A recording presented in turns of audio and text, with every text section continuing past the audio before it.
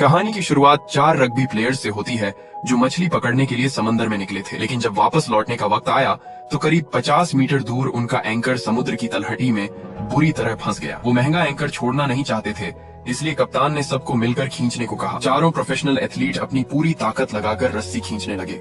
इतनी ताकत लगाई कि पूरी नाव एक तरफ झुकने लगी, लेकिन वो मनहूस एंकर हिल तक नहीं रहा था। आखिर में कप्तान ने एंकर को इंजन की ताकत से खींचने का फैसला किया और बस इसी एक गलती की वजह से ये इवेंट दुनिया का सबसे खतरनाक सर्वाइवल मिशन बन गया। बार सुबह 5 बजे चारों रग्बी प्लेयर्स मरीना पर पहुंचे। आज उनका प्लान था आराम से वीकेंड फिशिंग ट्रिप एंजॉय करने का। ये चारों थे निक शुलर, विल ब्लैकली, कोरी स्मिथ और मार्क्विस कूपर। चारों की दोस्ती रग्बी से शुरू हुई थी और अब वो भाई जैसे थे। उन्हें क्या पता था कि ये आम सा दिखने वाला वीकेंड उनकी जिंदगी बदल देगा। विल पहली बार समंदर में जा रहा था, इसीलिए वो बहुत एक्साइटेड। उसने पूछा कि क्या समंदर बहुत उछाल मारेगा। मार्क्विस ने कहा थोड़ा बहुत हो सकता है, क्योंकि वो तूफान आने से पहले फिशिंग स्पॉट पर पहुंचना चाहता है। तूफान शब्द सुनते ही विल चौकन्ना हो गया। उसने पूछा कैसा मौसम है। मार्क्विस ने सच बताया कि एक बड़ा तूफान आ रहा है, लेकिन उसने टाइमिंग कैलकुलेट कर ली है। वो लोग दोपहर 3-4 बजे तक फिशिंग खत्म कर लेंगे और शाम से पहले लौट आएंगे। खराब मौसम, देर रात आएगा। प्लान सुनकर विल थोड़ा शांत हुआ, लेकिन उसके मन का डर पूरी तरह खत्म नहीं हुआ। कोरी ने एक वाटरप्रूफ बैग निकाला और सबको कहा अपने फोन उसमें रख दो। उसने कहा कि समुद्री नमक फोन खराब कर सकता है और कुछ मील दूर जाने के बाद वैसे भी सिग्नल नहीं मिलेगा। विल ने माना कि ये सही है, लेकिन फिर भी उसने कंफर्म किया कि नाव में रेडियो है ना। मार्क्विस ने मजाक में कहा 2 स्ट्रॉ और एक लंबी रस्सी है। सब हंस पड़े। फिर उसने सीरियस होकर बताया कि हाँ, रेडियो है। विल ने थोड़ा शर्माते हुए माना कि शायद वो जरूरत से ज्यादा सावधान हो रहा है, लेकिन उसके अंदर की बेचैनी अभी भी कहीं बाकी थी। सुबह 6:30 बजे नाव गहरे समंदर की तरफ बढ़ रही थी। सब कुछ खूबसूरत लग रहा था, लेकिन उसी समय जमीन पर टीवी में मौसम विभाग तेज ठंडी हवा और बड़े तूफान की चेतावनी दे रहा था। मौसम वैज्ञानिक इसे ऊपरी वायुमंडलीय अशांति कह रहे थे। निक की मां ने मौसम रिपोर्ट देखकर तुरंत उसे कॉल किया। फोन कुछ देर बजा और फिर वॉइसमेल पर चला गया, क्योंकि फोन तो वाटरप्रूफ बैग में बंद था। मां ने मैसेज छोड़ा कि उसने मौसम की खबर देखी है और वो बस कंफर्म करना चाहती है कि निक को तूफान की जानकारी है। उसकी आवाज में साफ चिंता थी, लेकिन ये मैसेज कभी सुना नहीं जाएगा। नाव में हिप हॉप म्यूजिक बज रहा था। वो पहले फिशिंग स्पॉट पर पहुंचे और लाइन डाल दी। निक की किस्मत अच्छी थी, जल्दी ही उसने एक बड़ी मछली पकड़ ली। वो खुशी से सबको दिखाने लगा। मार्क्विस ने उस जगह को कूपर्स होल नाम दिया था और बोला ये जगह कभी निराश नहीं करती। निक ने मजाक में कहा कि ये नाम बोलने में अजीब लगता है। इसी बीच विल की नजर कोरी की उंगली में चमकती रिंग पर पड़ी। वो 2002 सुपर बाउल चैंपियनशिप की रिंग थी जो उसने टैंपा बे बुकानियर्स के साथ जीती थी। वो उसके करियर की सबसे बड़ी उपलब्धि थी, लेकिन ग्लोरी ज्यादा वक्त नहीं टिकती। कुछ देर बाद मार्क्विस ने और गहरे पानी में जाने का फैसला किया। नाव फिर से तेज रफ्तार से आगे बढ़ी। तभी निक का चेहरा पीला पड़ने लगा। लहरों के झटकों से उसका पेट मचलने लगा। उसे सी सिकनेस हो गई। वो नाव के किनारे झुककर गहरी सांस लेने लगा, लेकिन राहत नहीं मिली। विल ने कहा कि वो लेट जाए क्योंकि उसकी हालत बहुत खराब लग रही है। निक ने कमजोर आवाज में कहा कि सुबह उसे अक्कड़ नहीं दिखानी चाहिए थी। उसने मजाक उड़ाया था कि सी सिकनेस की दवा कमजोर लोगों के लिए होती है। अब उसे अपनी गलती समझ आ रही थी, लेकिन देर हो चुकी थी। 4 घंटे बाद सुबह 9 बजे वो मार्क्विस के पसंदीदा गोल्डन स्पॉट पर पहुंचे। इंजन बंद किया गया और एंकर डालने की तैयारी हुई। मार्क्विस ने खास तौर पर कहा कि रस्सी टाइट रखकर धीरे धीरे एंकर नीचे छोड़ो। पिछली बार गलती से एंकर खो दिया था। दोपहर 1 बजे तक आसमान काला होने लगा। तूफान करीब आ रहा था। उन्होंने तुरंत वापस लौटने का फैसला किया। कोरी एंकर उठाने लगा, लेकिन एंकर फंस चुका था। उसने पूरी ताकत लगाई, लेकिन रस्सी सीधी तनी रही। एंकर नहीं हिला। मार्क्विस भी जुड़ गया। फिर चारों ने मिलकर खींचा, लेकिन एंकर समुद्र की चट्टानों में बुरी तरह अटका था। आसमान और काला हो रहा था। बिजली गरज रही थी। मार्क्विस ने फैसला किया कि इंजन से खींचते हैं। इंजन स्टार्ट हुआ। नाव आगे बढ़ी। रस्सी और तनी। उसने सबको पकड़कर रहने को कहा। नाव जोर से हिल सकती है। उसने धीरे धीरे एक्सेलरेटर बढ़ाया। इंजन गरजा, लेकिन रस्सी पीछे से नाव को नीचे खींच रही थी। नाव का अगला हिस्सा ऊपर उठ गया। पिछला हिस्सा पानी में धंस गया। नाव खतरनाक एंगल पर झुक गई। चारों लोग रेलिंग पकड़कर लटके हुए थे। उनकी पूरी नजर पीछे की तनी रस्सी पर थी। किसी ने सामने से आती खतरे की दीवार नहीं देखी। एक विशाल लहर सामने से उठ रही थी। आसमान काला था और वो लहर एक चलती हुई पानी की दीवार जैसी दिख रही थी। जब उन्हें रोशनी का बदलाव और अजीब गरज सुनाई दी, तब तक बहुत देर हो चुकी थी। वो विशाल लहर सीधे नाव के अगले हिस्से से टकराई। नाव ऐसे पलटी जैसे किसी दैत्य ने उसे हाथ से थप्पड़ मारा हो। सब कुछ उल्टा पुल्टा हो गया। जब वो पानी के ऊपर आए तो उन्होंने देखा नाव पूरी तरह उलट चुकी थी। उनकी सुरक्षा अब सिर्फ एक उलटी पड़ी नाव की खाली खोल बन चुकी थी। चारों एक दूसरे के नाम चिल्लाने लगे, कंफर्म करने के लिए कि सब जिंदा हैं। मार्क्विस ने सबको नाव के पास आने को कहा। उलटी नाव थोड़ी फ्लोट कर रही थी, सहारा दे सकती थी। उन्होंने कोशिश की नाव को सीधा करने की, लेकिन कोई फायदा नहीं हुआ। तभी विल को याद आया एंकर की रस्सी अभी भी जुड़ी है। वही वजन नाव को नीचे खींच रहा है, लेकिन कांटे कैसे? कोई चाकू नहीं था। विल पानी में डुबकी लगाकर गया और प्रोपेलर के तेज किनारे से रस्सी काट दी। रस्सी कटने के बाद भी हालत ज्यादा नहीं बदले। नाव अब भी उलटी ही थी। लगभग 30 मिनट तक समुद्र में भटकने के बाद मार्क्विस के दिमाग में एक नया प्लान आया। उसने कहा कि जो रस्सी अभी काटी है उसे नाव के एक साइड में बांधकर सब मिलकर खींचते हैं, शायद रस्सी के सहारे नाव को पलट सके। सुनने में प्लान ठीक लगा तो चारों फिर जुट गए। उसी समय जमीन पर तूफान तेज होता जा रहा था। मौसम विभाग बता रहा था कि ये तूफान सेकंड कैटेगरी हरिकेन की ताकत तक पहुंच सकता है। पाउला ने फिर से निक को फोन किया, लेकिन इस बार भी सीधा वॉइसमेल। उसने मैसेज छोड़ा कि तूफान बहुत खतरनाक लग रहा है और उम्मीद है वो लोग लौट रहे होंगे। उसकी आवाज में डर साफ था, लेकिन वो मैसेज भी कभी नहीं सुना जाएगा क्योंकि फोन समंदर में बंद पड़े थे।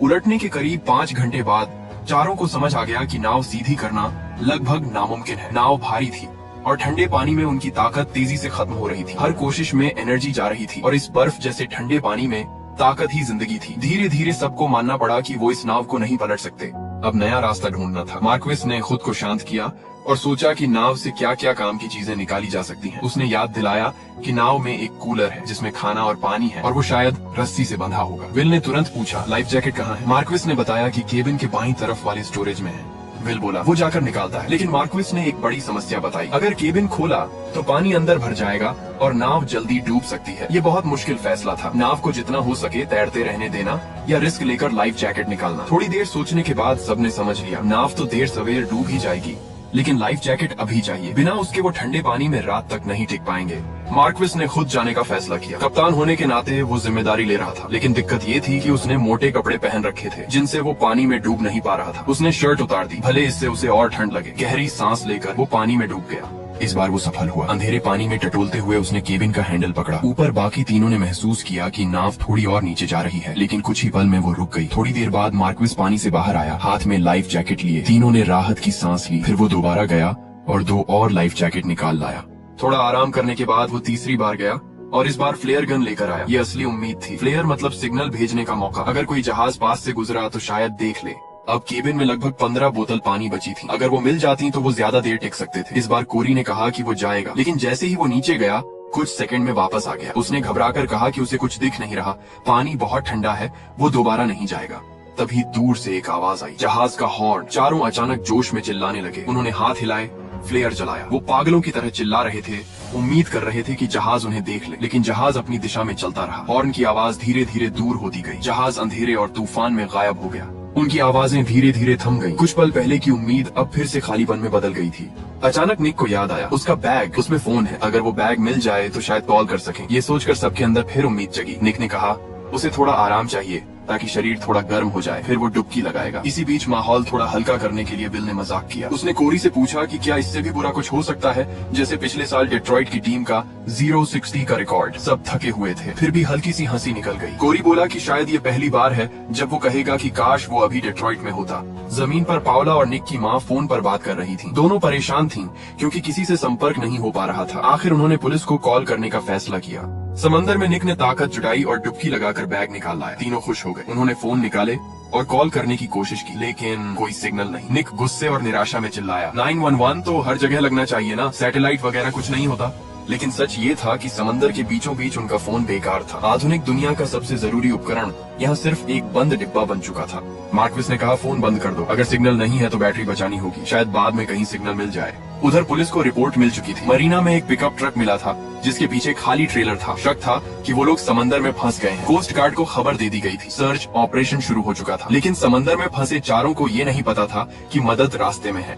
रात गहराने लगी। मार्क्विस की हालत बिगड़ने लगी। उसका शरीर बुरी तरह कांप रहा था, दांत किटकिटा रहे थे। वो बोल भी मुश्किल से पा रहा था कि उसे बहुत ठंड लग रही है। निक ने उसे समझाया कि अभी ठंड लगना अच्छा संकेत है, इसका मतलब है शरीर अभी भी लड़ रहा है। असली खतरा तब है जब इंसान को ठंड महसूस होना बंद हो जाए। तब शरीर का तापमान खतरनाक स्तर तक गिर चुका होता है और दिमाग गलत सिग्नल देने लगता है। उन्होंने खुद को मोटिवेट करने के लिए ट्रेनिंग के दौरान चिल्लाया जाने वाला नारा दोहराया। वो नारा अब सिर्फ शब्द नहीं था, बल्कि जिंदा रहने की जिद थी। तभी कोरी ने देखा कि बारिश रुक गई है। निक ने कहा, शायद भगवान ने सुन ली। लेकिन उसी वक्त दूर से एक अजीब सी गड़गड़ाहट सुनाई दी। ये बिजली की आवाज नहीं थी, कुछ बड़ा उनकी तरफ आ रहा था। चारों ने ध्यान से सुना। आवाज तेज होती जा रही थी और फिर उन्होंने देखा।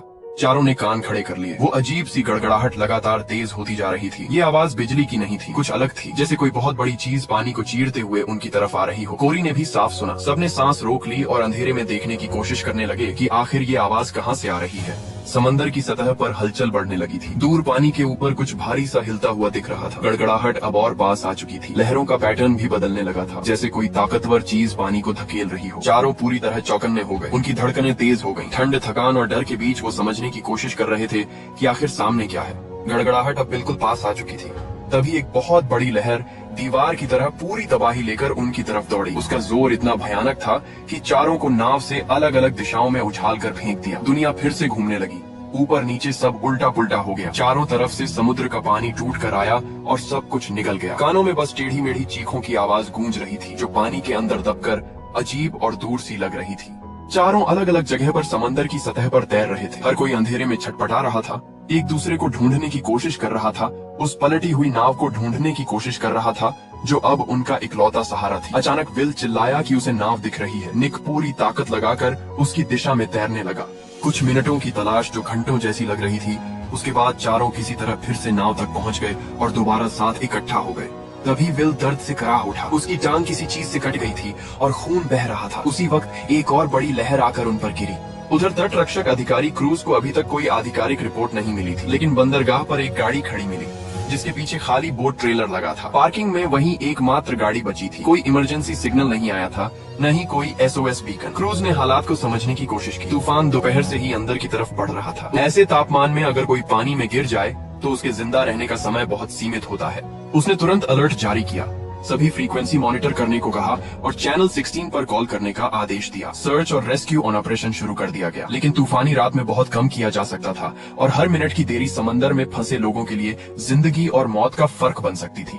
समंदर में हालात और खराब होते जा रहे थे। बड़ी बड़ी लहरें बार बार उठती, चारों को नाव से गिरा देती और वे फिर तैरकर वापस चढ़ने की कोशिश करते। हर बार की टक्कर उनकी ताकत खत्म कर रही थी। हर बार नाव पर चढ़ना पहले से ज्यादा मुश्किल होता जा रहा था। अचानक कोई चिल्लाया कि नीचे कुछ बहुत बड़ा है, जैसे कोई विशाल जानवर। माहौल में घबराहट भर गई। मार्क्विस की प्रतिक्रिया बहुत कमजोर थी। वह कांपती आवाज में बोल रहा था।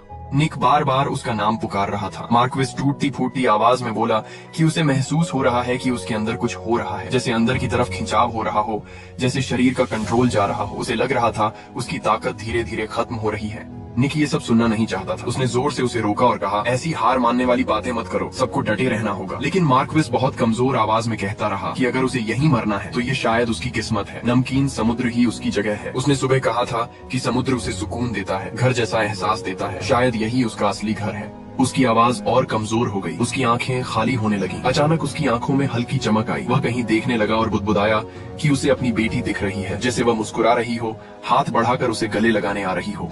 निक को तुरंत समझ आ गया कि कुछ गलत है। उसने जोर से कहा कि उसकी बेटी यहाँ नहीं है, वह यहाँ नहीं है। उसने मार्क्विस को झकझोरा ताकि वह होश में आए, लेकिन उसकी आंखों में बस उलझन और तड़प थी। सबसे कमजोर पल में उसका दिमाग उसे सबसे गर्म और प्यारी तस्वीर दिखा रहा था। निक चिल्लाता रहा कि वे लोग यहाँ नहीं हैं, ये सब भ्रम है। किसी ने घबराकर पूछा क्या हो रहा है। निक ने भारी आवाज में कहा, हाइपोथर्मिया। मार्क्विस का शरीर का तापमान खतरनाक स्तर तक गिर चुका है। शरीर काम करना बंद कर रहा है, दिमाग पर असर पड़ रहा है, इसलिए उसे भ्रम हो रहे हैं। निक ने कहा, उसे गर्मी चाहिए, शरीर की गर्मी। वे सब उसे घेर कर अपने शरीर की गर्मी से उसे गर्म रखने की कोशिश करें। यही अभी उनका इकलौता रास्ता है। चारों एक साथ सटकर खड़े हो गए, मार्क्विस को बीच में लेकर। ठंडे पानी में खड़े होकर वे अपनी बची खुची गर्मी उसे देने की कोशिश कर रहे थे, लेकिन उनकी खुद की गर्मी भी तेजी से खत्म हो रही थी। वे उसे कितना बचा सकते थे। रात लंबी थी, तूफान जारी था, उनकी जिंदगी की लौ धीरे धीरे बुझ रही थी। मार्क्विस सबसे पहले खतरे में पड़ा था, लेकिन सब जानते थे अगर हालात नहीं बदले तो बाकी भी ज्यादा देर नहीं टिकेंगे। अंधेरे और ठंड में चारों पूरी ताकत से साथ चिपके रहे, आखिरी हिम्मत से प्रकृति की बेरहमी के खिलाफ लड़ते हुए। उन्हें नहीं पता था सुबह आएगी या नहीं, बचाव दल उन्हें ढूंढ पाएगा या नहीं। इस पल तक वे जिंदा थे, वे अभी भी लड़ रहे थे। उधर जमीन पर पावला ने फिर से निक को मैसेज छोड़ा कि उसे बहुत चिंता हो रही है। उसने बताया कि पार्किंग में मार्क्विस की ट्रक ही अकेली खड़ी मिली है। वह खुद को समझाने की कोशिश कर रही थी कि शायद चारों दोस्त कहीं बैठकर शराब पी रहे हों और फोन बंद हो गया हो। निक की माँ भी बेचैनी से इंतजार कर रही थी।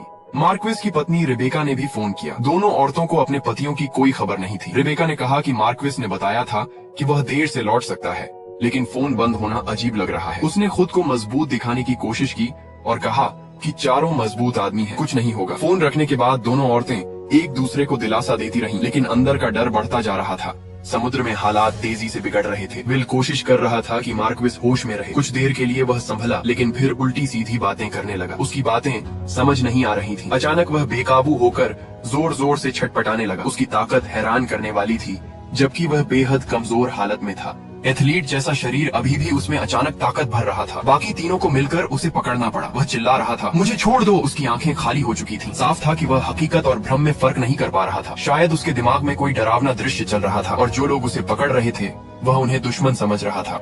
उधर तटरक्षक दफ्तर में रिपोर्ट आई कि रेबेका का फोन आया है। उसने बताया कि उसका पति मार्क्विस और उसके 3 दोस्त सुबह समुद्र में गए थे और तब से लापता हैं। यह सुनकर क्रूज को पता चला कि मार्क्विस और कोरी पहले प्रोफेशनल फुटबॉल खिलाड़ी रह चुके हैं। 4 ताकतवर आदमी करीब 110 किलोमीटर दूर गहरे समुद्र में भयानक तूफान में फंसे हुए। सूरज डूब चुका है और कोई सिग्नल नहीं। क्रूज ने गंभीर आवाज में कहा कि हाइपोथर्मिया सबसे डरावनी मौत होती है, खासकर उन लोगों के लिए जिनके शरीर में चर्बी कम होती है। शरीर का तापमान 35 डिग्री से नीचे जाते ही नसें सिकुड़ने लगती हैं, मांसपेशियां जवाब देने लगती हैं, दिमाग पर असर होता है, भ्रम और पागलपन शुरू हो जाता है और अंत में शरीर पूरी तरह हार मान लेता है।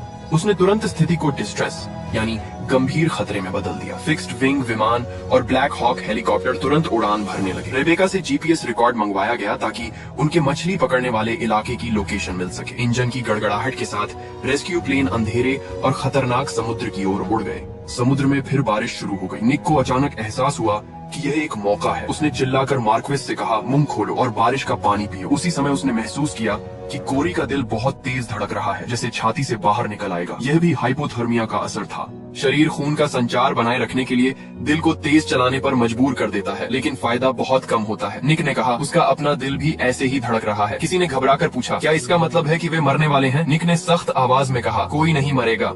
आसमान में रेस्क्यू प्लेन उड़ रहे थे। पायलट ने रेडियो पर बताया कि कुछ भी साफ दिखाई नहीं दे रहा।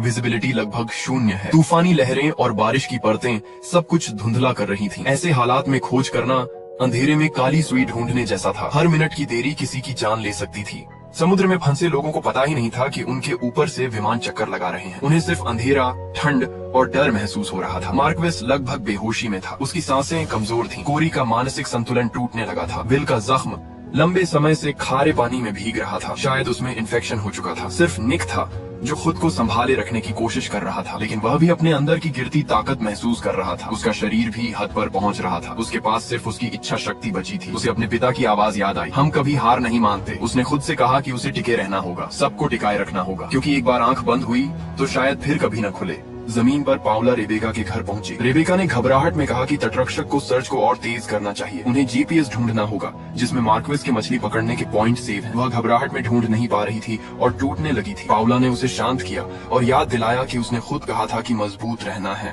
थोड़ी देर बाद जीपीएस मिल गया। उन्होंने उसे चालू किया और उसमें सेव कोऑर्डिनेट्स मिल गए। तुरंत वह लोकेशन तटरक्षक को भेज दी गई। उन्होंने नक्शे पर पॉइंट मार्क किया और सभी रेस्क्यू विमानों को भेज दिया। समुद्र में हालत और बिगड़ गई। मार्क्विस और कोरी दोनों की हालत खराब थी। कोरी कह रहा था कि उसे बहुत गर्मी लग रही है। विल ने कहा, यह भ्रम है, दिमाग धोखा दे रहा है। तभी एक और विशाल लहर आई और मार्क्विस को बहा कर ले गई। उसकी लाइफ जैकेट फिसल गई और वह समुद्र में डूब गया।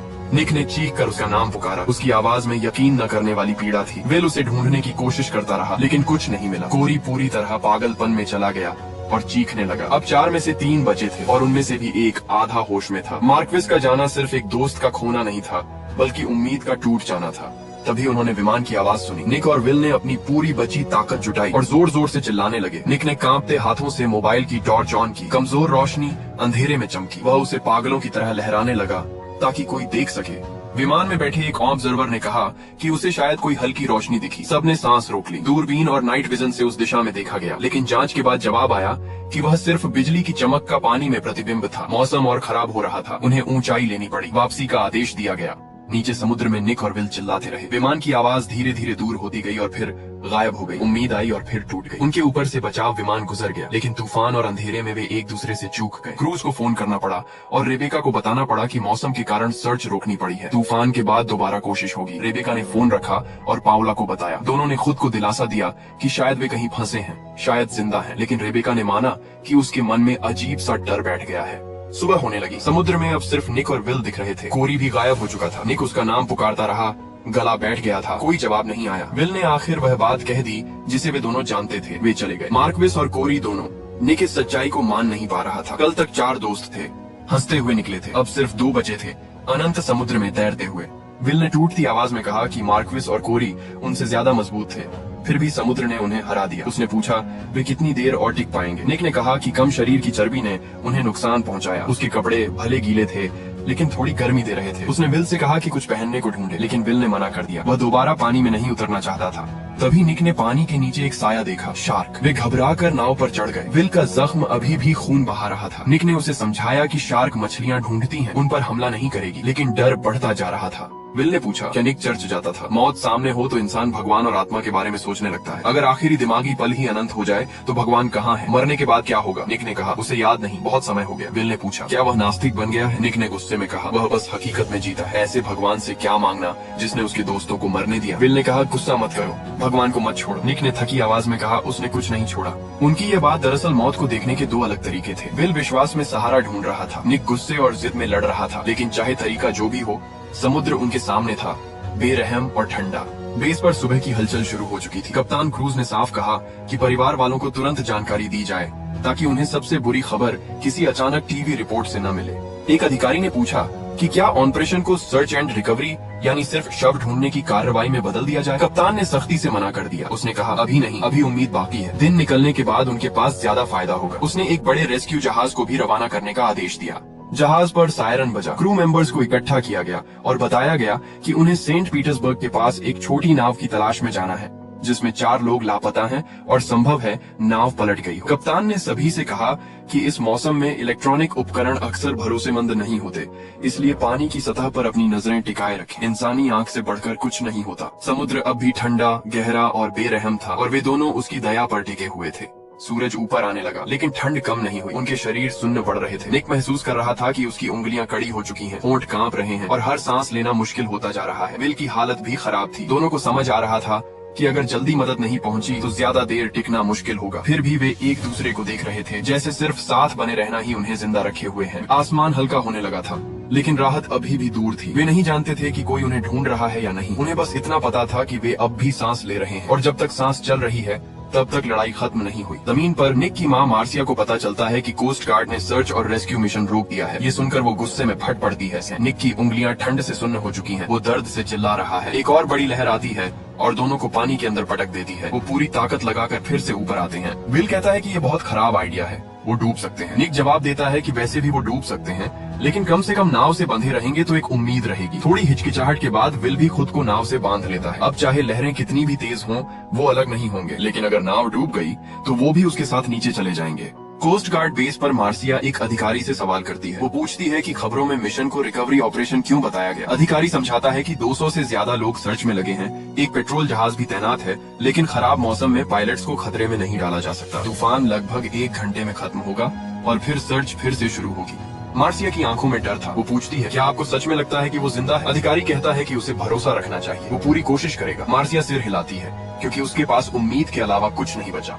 समुद्र में दोनों बार बार लहरों से नीचे गिरते और फिर नाव पर चढ़ते हैं। वो पूरी तरह टूट चुके हैं लेकिन अभी जिंदा है। अचानक उन्हें हवाई जहाज की आवाज सुनाई देती है। दोनों आखिरी ताकत लगाकर हाथ हिलाते हैं। विल कहता है अब दिन निकल आया है, वो हमें जरूर देख लेंगे। लेकिन विमान बिना कोई प्रतिक्रिया दिए आगे उड़ जाता है। वो धीरे धीरे आसमान में गायब हो जाता है। दोनों निराश होकर उसे जाते देखते हैं। अब दिन है, उनके चमकीले लाइफ जैकेट साफ दिख रहे हैं, फिर भी किसी ने उन्हें नहीं देखा। उम्मीद फिर से आई और फिर चली गई। कुछ देर की खामोशी के बाद निक थके हुए स्वर में कहता है कि उन्हें पानी में 24 घंटे हो चुके हैं। विल पूछता है कि कोस्ट गार्ड कब तक खोज बंद रखेगा। निक कहता है कि उसे नहीं पता। विल कहता है कि अगर उन्हें खाना ढूंढने के लिए पानी में जाना है तो अभी जाना चाहिए जब तक रोशनी है।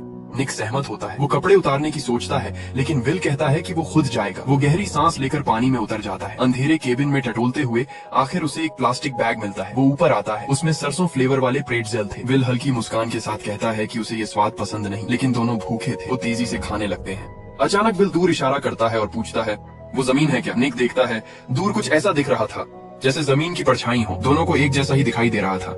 निक फोन निकालता है लेकिन उंगलियां सुन्न है। विल फोन चलाता है, स्क्रीन पर नो सिग्नल दिखता है।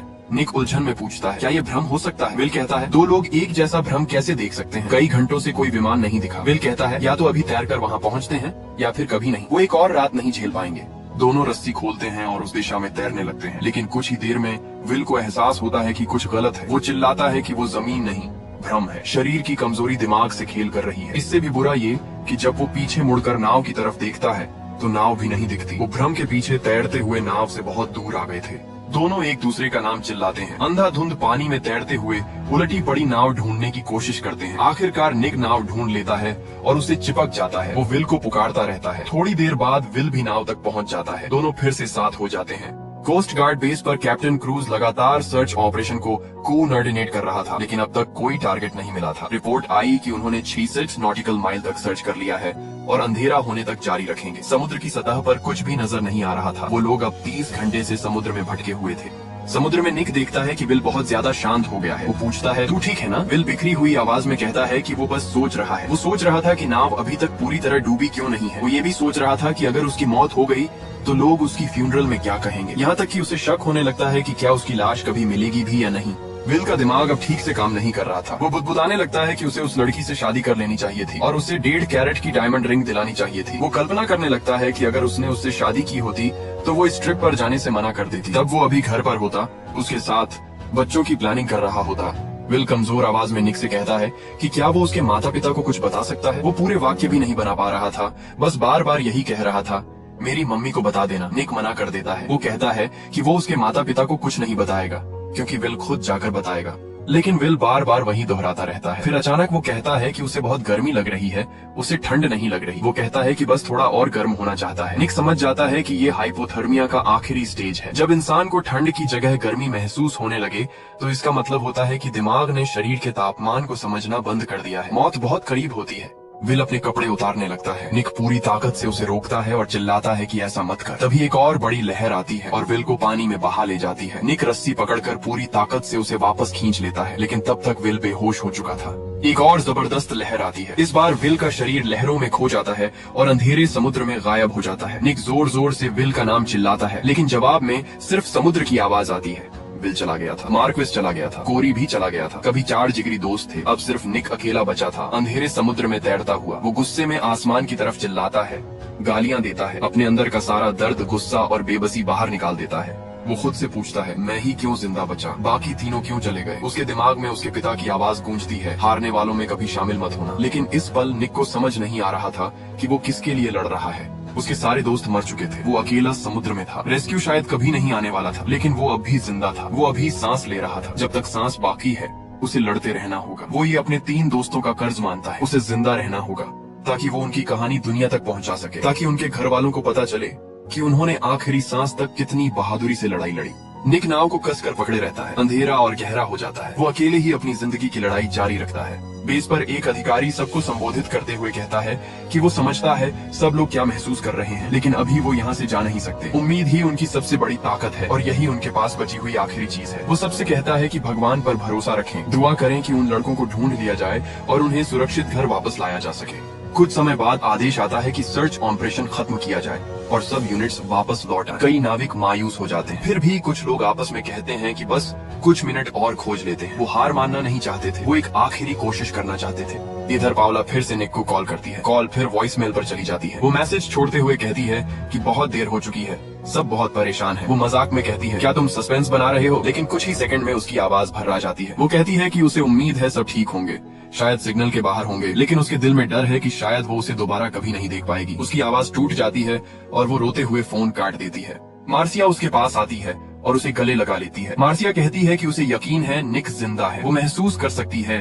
कि वो कहीं ना कहीं अभी भी बाहर है। वो कहती है कि चलो दोनों मिलकर उससे बात करते हैं दिल से, ताकि वो जहाँ भी हो उसे लगे कि वो अकेला नहीं है। दोनों औरतें एक दूसरे को पकड़कर रोती हैं और खुले समुद्र की तरफ दुआ करती हैं। समुद्र में निक अब पूरी तरह थक चुका है। वो कभी होश में होता है, कभी आधा बेहोश। समुद्र की आवाज पागलों की तरह उसके चारों तरफ गूंज रही है। वो खाली समुद्र की तरफ चिल्लाता है, लेकिन उसकी आवाज बेकार जा रही है। समुद्र में भटके हुए 22 घंटे हो चुके थे। निक को भ्रम होने लगते हैं। उसे अपने दोस्तों की हंसी सुनाई देती है। वो उनके साथ बिताए हुए पल देखता है। वो सब कुछ इतना असली लगता है जैसे हाथ बढ़ाकर छू सकता हो, लेकिन जैसे ही वो पकड़ने की कोशिश करता है सब हवा में गायब हो जाता है।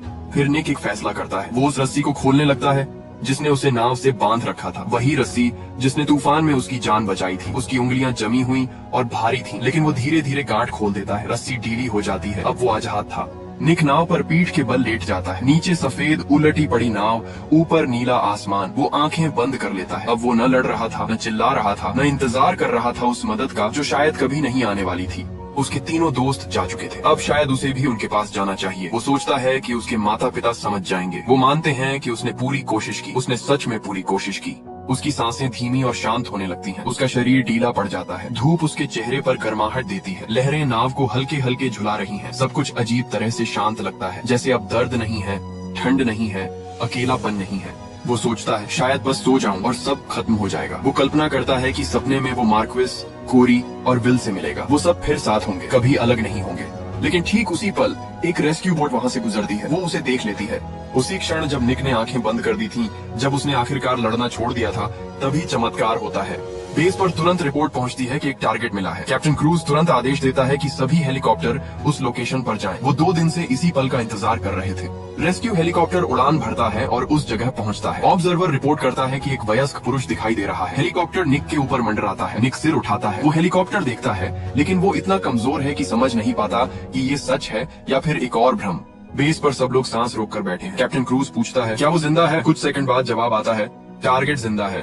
लेकिन कैप्टन खुश नहीं होता। वो तुरंत पूछता है कि बाकी 3 कहाँ हैं? वो कहता है कि सर्च जारी रहनी चाहिए, उन्हें बाकी तीनों को भी ढूंढना है। निक को ऊपर खींच लिया जाता है। उससे पूछा जाता है उसका नाम क्या है। वो भारी और टूटी आवाज में कहता है, मेरा नाम निक है। ये नाम रेडियो के जरिए बेस तक पहुंचता है।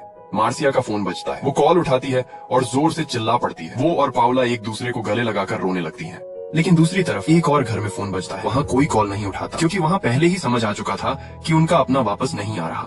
हेलीकॉप्टर सुरक्षित जगह की ओर उड़ जाता है। नीचे सफेद उलटी पड़ी नाव समुद्र में तैरती रह जाती है। वही नाव जिसने 4 दोस्तों की हंसी, डर, हिम्मत और आखिरी पल देखे थे, अब वो अकेली तैर रही थी, इस दुखद कहानी की गवाह बनकर। सर्च कई दिन तक जारी रहती है, लेकिन मार्क्विस, कोरी और विल कभी नहीं मिलते। समुद्र ने उन्हें अपने अंदर समा लिया था। निक अकेला सर्वाइवर था, वही अकेला इंसान जो उस समुद्र की कहानी सुना सकता था। वो बच गया, लेकिन एक मायने में उसका एक हिस्सा हमेशा उस समुद्र में ही रह गया। उसके 3 दोस्तों की मुस्कान, उनकी हिम्मत, उनकी आखिरी लड़ाई, ये सब उसकी जिंदगी का हिस्सा बन गए।